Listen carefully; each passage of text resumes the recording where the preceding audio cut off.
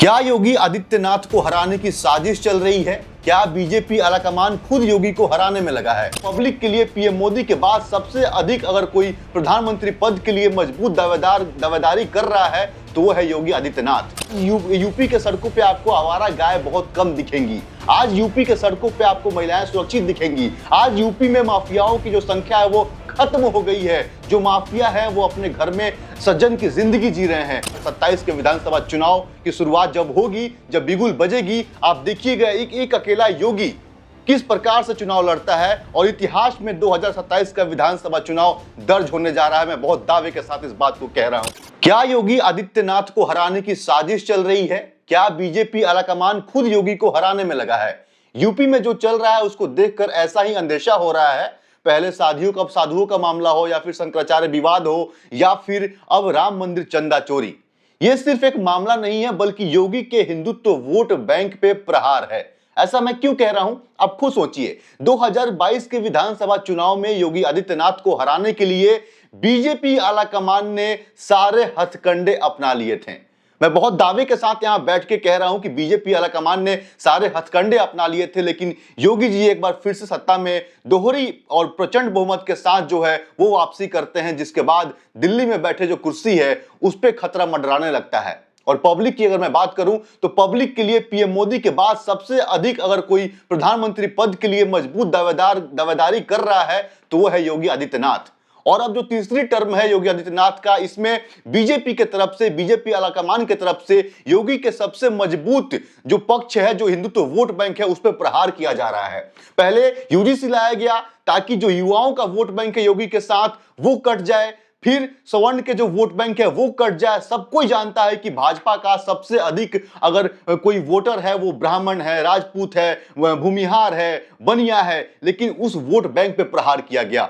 उसके बाद से साधुओं का मामला आया, साधुओं को पिटवाया गया, शंकराचार्य विवाद आया और आज ये शंकराचार्य स्वामी अविवेकानंद पूरे ब्लॉक बाय ब्लॉक पूरे विधानसभा में भ्रमण कर रहे हैं। आपको नहीं पता होगा, गौ रक्षा के नाम पे वो पूरे विधानसभा में भ्रमण कर रहे हैं, नोएडा भी पहुंच रहे हैं और यूपी के सारे कस्बे में भ्रमण कर रहे हैं और ये बता रहे हैं कि ये सरकार गौ रक्षा करने में सफल नहीं है।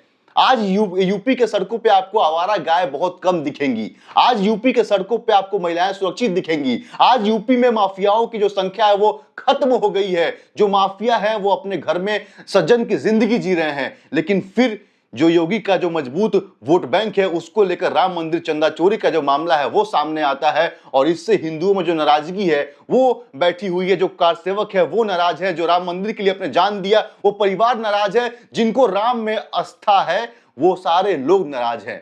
और ये सिर्फ और सिर्फ योगी को हराने के लिए हथकंडा जो है वो अपनाया जा रहा है। लेकिन ये योगी आदित्यनाथ है, इतनी आसानी से हार नहीं मानेंगे। योगी आदित्यनाथ ने भी कमर कस लिया है। 2027 के विधानसभा चुनाव की शुरुआत जब होगी, जब बिगुल बजेगी, आप देखिएगा एक अकेला योगी किस प्रकार से चुनाव लड़ता है और इतिहास में 2027 का विधानसभा चुनाव दर्ज होने जा रहा है। मैं बहुत दावे के साथ इस बात को कह रहा हूं। पश्चिम बंगाल के विधानसभा चुनाव में जिस प्रकार से बीजेपी ने चुनाव लड़ा, जिस प्रकार से योगी ने प्रचार किया, जिस प्रकार से योगी जहां जहां प्रचार करने गए और मजबूत वोट बैंक और हिंदुत्व को एकजुट करने में कामयाबी मिली बीजेपी को, वो सिर्फ और सिर्फ बंगाल में योगी ही कर सकते हैं। और ना सिर्फ बंगाल में बल्कि पूरे देश का सबसे बड़ा प्रदेश अब योगी, उत्तर प्रदेश जो है उसमें योगी का आप करिश्मा देखिएगा कि तीसरे टर्म में किस मजबूती के साथ वापसी करते हैं। इन सारे विषयों का जो लुआब है वो क्या है? वो सिर्फ ये है कि जब प्रधानमंत्री मोदी 2014 में सत्ता संभाले तो उन्होंने 75 वर्ष का एक जो डेडलाइन है वो तय किया। उन्होंने साइडलाइन कर दिया मुरली मनोहर जोशी को, उन्होंने साइडलाइन कर दिया आडवाणी जी को, उन्होंने तमाम ऐसे वरिष्ठ नेता हैं उनको अपने घर में बैठने में मजबूर कर दिया। बल्कि संगठन में मार्गदर्शक नाम का एक पद, बनावटी पद लेकर आया गया कि ये मार्गदर्शक मंडल में रहेंगे। क्या ले रहे हैं आप मार्गदर्शक भाई? क्या पूछ रहे हैं आप आडवाणी जी से? क्या पूछ रहे हैं आप मुरली मनोहर जोशी जी से? वो सिर्फ बीजेपी को बनाने वाले वो एक ऐसे चेहरे हैं जिसके दम पे आप सत्ता की मलाई खा रहे हैं। और अब योगी आदित्यनाथ जो हिंदुत्व का सबसे बड़ा चेहरा, अब वो योगी आदित्यनाथ जो देश में प्रधानमंत्री पद के अगले दावेदार बताए जा रहे हैं, आप उनके खिलाफ साजिश कर रहे हैं।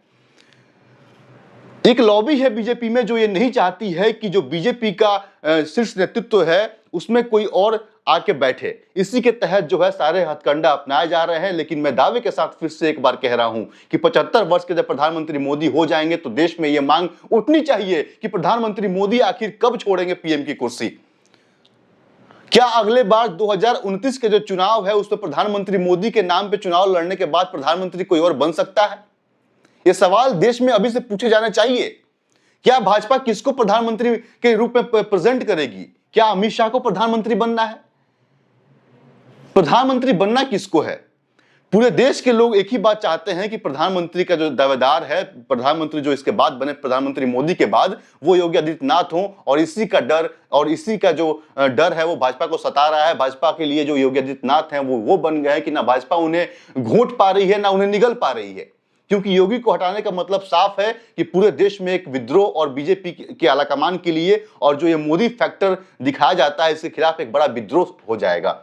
और भाजपा ये जानती है, इसलिए भाजपा भीतर खाने जो है योगी को साइडलाइन करने की कोशिश कर रही है। आपको मैं एक और फैक्ट बताता हूं, यूपी में ब्राह्मण विधायक जो हैं उनकी बैठक अलग चल रही है, राजपूत विधायक जो है उनकी बैठक अलग चल रही है। अफसरशाही जो अफसर लोग हैं उसमें भी जाति का जो एंगल है वो लेकर आया जा रहा है। क्यों भाई? इससे पहले क्यों नहीं हुआ था? 2022 में ऐसा नहीं हुआ था, उससे पहले वाले चुनाव में ऐसा नहीं हुआ था, तो इस बार ऐसा क्यों हो रहा है? ये सारे जो मामले हैं, चाहे वो ब्राह्मणों विधायकों की जो गुट है भाजपा में, भारतीय जनता पार्टी में, वो हो गया, या फिर इधर आप राजपूत विधायकों की जो बैठक हो रही है वो हो गया, या फिर उत्तर प्रदेश के डिप्टी सीएम ब्रजेश पाठक की जो महत्वाकांक्षा है और बीजेपी चाहती है कि ब्रजेश पाठक को आगे किया जाए, ये हो गया। ये सब बस यही दिखाते हैं कि किसी भी तरीके से योगी को हटाओ, वरना आने वाले वक्त में 29 तक कहीं ऐसा ना हो जाए कि योगी को प्रधानमंत्री मजबूरी में बनाना पड़ जाए। बाकी आप इस पे क्या सोचते हैं? अपने हिस्से का राय हमें कमेंट बॉक्स में अवश्य बताइएगा। क्या आने वाले दिनों में योगी आदित्यनाथ को प्रधानमंत्री बनना चाहिए? क्या योगी को वाकई में हराने के लिए जो है साजिश रची जा रही है? क्या बीजेपी खुद चाहती है कि योगी चुनाव ना जीते? अपने हिस्से का राय हमें कमेंट बॉक्स में अवश्य बताइएगा। धन्यवाद। मेरा नाम प्रत्युष है।